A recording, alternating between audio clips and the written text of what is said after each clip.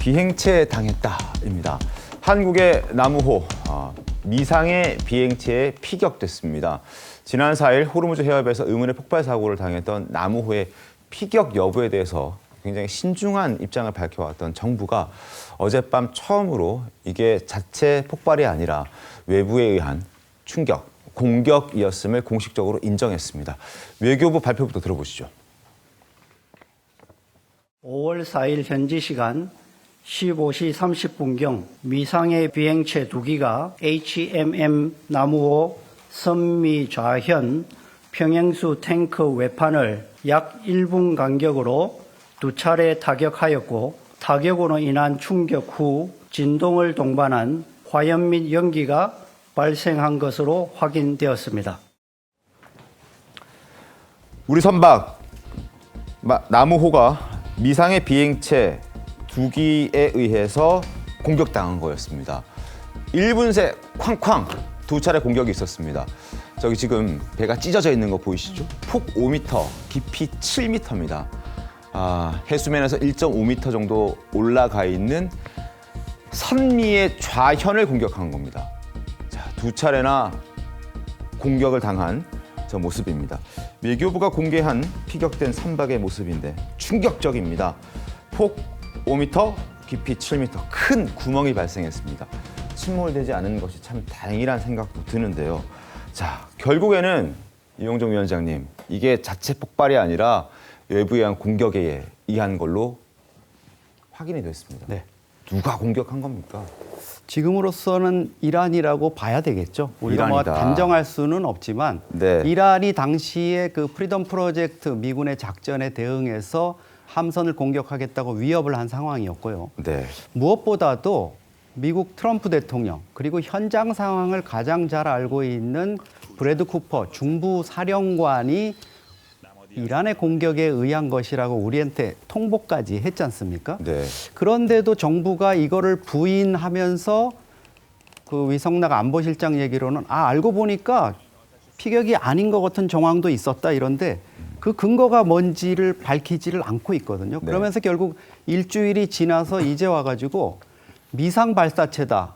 미상의 발사체다. 예, 우리가 이거 뭐 익숙하죠. 2019년에 노무현 정부, 문재인 정부 때죠. 문재인 정부에서 북한이 미사일 발사하는데도 그게 미사일이라고 확인을 안 해주고 불상 발사체라 그랬습니다. 그래서 네. 부처님 불상이 불을 뿜고 날아가는 그런 밈이 유행하기도 했었는데 그런 이슈도 있었죠. 지금 정부가 이란의 공격이라고 얘기를 못하는 그 배경이 뭔지가 정말 궁금해지고 있습니다. 왜 그런 겁니까? 왜 말을 못합니까? 어젯밤에도 사실 상황이 그 긴박하게 돌아가고 이런 상황이었습니다. 언론에서 네. 취재가 시작되고 또 이란 대사가 외교부에 사실상 초치되는 이런 상황이 네네. 있었지 않습니까?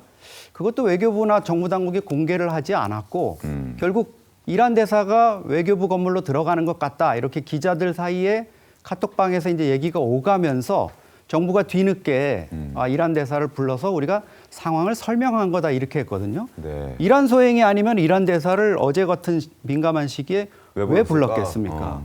정부가 이게 안보 문제거든요. 네. 또 우리 국민의 전쟁 수역에 있는 우리 국민의 안전과 관련한 문제인데 이 부분에 대해서 너무 지금 미온적이고 뭐 북한 눈치 보는 것까지는 모르겠지만 이란 눈치까지 이제 봐야 되냐 이런 좀 자괴감이 듭니다. 알겠습니다.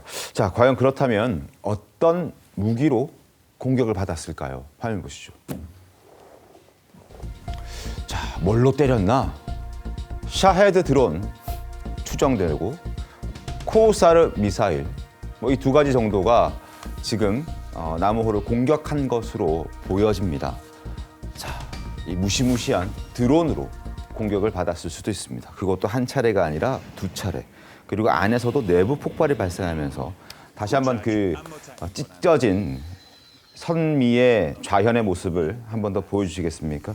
안에서도 한 차례 폭발이 있었기 때문에 이게 외부 충격에 의해서 안으로 선체가 찌그러져 들어간 게 아니라 안에서도 한 차례 더 폭발이 있었기 때문에 선체가 바깥으로 휘어져 나와 있는 모습도 확인할 수 있는 상황입니다. 그만큼 내부에 있는 선원들은 정말 깜짝 놀라고 충격을 금치 못하는 상황이었을 테고 아마 그 놀란 상황을 어떻게 좀 진정 지금 시키고 간신히 지금 이제 다행히 침몰하지 않고 안전하게 지금 유인해서 지금 수리를 하고 있는 상황일 텐데, 자, 어제 말씀해 주신 대로 외교적, 국가 안보적 측면에서도 굉장히 큰 파장이 일 수 있기 때문에 정부가 좀 조심했던 측면이 있습니다. 그러나 이란의 대사를 외교부가 사실상 초치했다.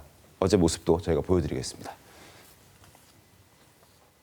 Is Iran irrelevant this attack? No. We are just talking about that the some general issue about this accident. If there any question is possible, you ask from Moffat. 외교부 청사에 주한 이란 대사가 들어오는 모습, 또 나가는 상황에서 기자들의 질문이 있었고, 외교부에 물어봐라. 자, 어제 저녁에 결과 발표가 있었고요, 최창렬 교수님. 그리고 결과 발표 전에 주한 이란 대사를 불렀습니다. 그렇다면 정부는 알고 있다고 봐야 되는 건 아닙니까? 누가 공격을 했는지에 대해서? 전문가 얘기도 그렇고 네. 이란의 그 소행인 것 같아요. 근데 정부가 공식 발표는 안 했다고 하더라도 처음에 정부의 행동은 좀 이해가 가요. 처음에는 이란과의 관계도 있고 네. 향후 원유 관계, 원유 수급 관계도 있고 뭐 우리와 이란이 그게 적대적 국가 관계가 아니니까. 근데 저 정도 밝혀졌으면 이제 적어도 오늘 금명간에 정부의 분명한 입장이 나와야 될 것 같습니다. 자꾸 저런 비판이 나오니까 이란이 한 게 확실하다고. 이란은 처음에 부인했잖아요. 지금 네. 군부에서도 부인했고. 근데 저 정도가 밝혀진 말이죠. 국민들의 비판이 따를 수밖에 없어요. 처음에 아주 신중했던 건 뭐 잘한 거예요. 미국의 트럼프 대통령은 뭐 이란이 했다고 단정했습니다만 우리 그러지 않았잖아요. 우리가 그 트럼프 대통령 따라서 할 이유는 없죠. 근데 저쯤 되면은 이란 대사를 초치했다라는 건 뭔가 거기에 대한 근거가 있으니까 불렀을 거 아니에요. 왜냐하면 외교적 행위로서 그 상대방 나라의 대사를 초치하는 건 상당히 그 수위가 높은 거예요. 네. 그런 상황이기 때문에 정부가 다 파악하고 있다고 보고 안보에도 열렸던 거 아닙니까? 그렇다면 이제는 분명히 얘기를 하고 어떤 상황이라고 공식 발표를 해야 돼요. 정부가 발표한 다음에 거기에 상응하는 조치가 우리에게도 필요합니다. 미국이 요구한 여러 가지 상황들을 만약 이게 이란이 공격한 게 사실이라면 말이죠. 사실인 네. 것 같은데 미국이 요구하는 거 일정 부분 우리도 대응하고 호르무즈 해협에 관련된 거 저는 그렇게 하는 게 오히려 미국과의 관계도 그렇고 미국과의 동맹 관계도 그렇고 이란과의 관계도 마찬가지예요. 우리가 이란에 대해서 저게 만약에 분명히 졌는데도 불구하고 자꾸 소극적으로 대한다. 이거 우리 국익에 도움이 안 된다고 저는 생각합니다. 네. 알겠습니다. 어제 우리 정부도 NSC 개최하고 대응 방안을 논의했습니다.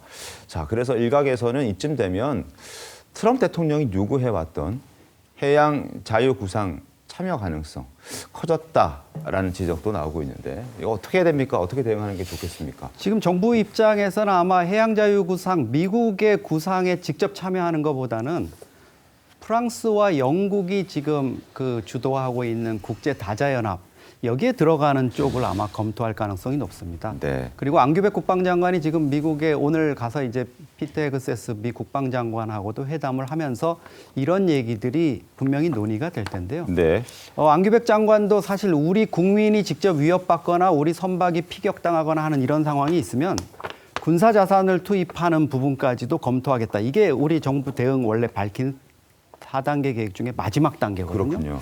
그러면 그런 부분을 어떻게 할 것인가 하는 이런 게 있는데 일단 이란에 대해서 우리가 좀 강력한 경고를 보낼 필요가 있고요.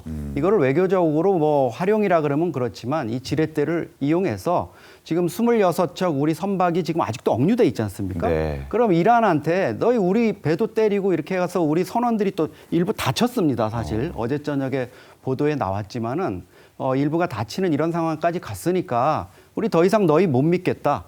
26척 우리 선박만이라도 일단 호르무즈 해협에서 뺄 수 있도록 너희들이 책임 있는 조치를 취해라. 이렇게 하고 강력하게 나가야 된다. 이러지 않으면 그 주변에 있는 소말리아 해적이나 네. 후티 반군이나 대한민국은 미사일로 선박을 때리고 자기 국민이 다쳐도 별로 대응 안 하는구나. 이러면 앞으로 이 지역에서 설사 이란 전쟁이 끝난다 그래도 해적 행위라든가 이런 거에 한국 선박이 표적이 될 수가 있습니다. 그러니까 과거 이재명 대통령이 그 태국이었나요? 캄보디아였나요? 거기서 일이 발생했을 때 구자영 변호사님 그때 가만히 두지 않겠다라는 그런 메시지도 냈었잖아요. 이번에 이런 게 좀 적용돼야 되는 게 아닌가라는 지적도 있던데 어떻게 보십니까? 그러니까 그 SNS 메시지도 굉장히 네. 좀 랜덤하게 나오나 보다. 정말 일관된 어떤 생각이나 정책을 볼 수가 없어가지고 더 안타깝고, 그러니까 이제 이런 식으로 하면은 국가는 다 대등한 존재인데 캄보디아는 좀 만만했고 이란은 좀 어려워가지고 저러나? 이제 이렇게 되면 또 굴종적 외교의 자세 이렇게 연결될 수밖에 없거든요.